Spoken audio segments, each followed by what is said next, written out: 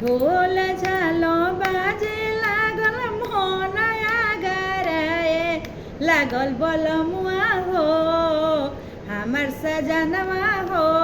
हमहु कराइबी शिव चर्चा बलमुआ हो हमहु कराइबी शिव चर्चा ना घर में पैसा बाड़ी ना घर में रुपया धनियावा हो हमार रनियावा हो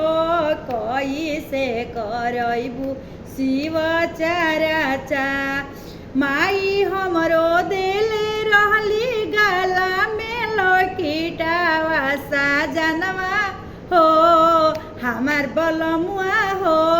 इहे बेची कराइबी शिव चर्चा बलमुआ ढोल झालो बाजे लागल मोहन आगराए लागल बलमुआ हो हमार सजनवा हो हमहु कराइबी शिव चर्चा।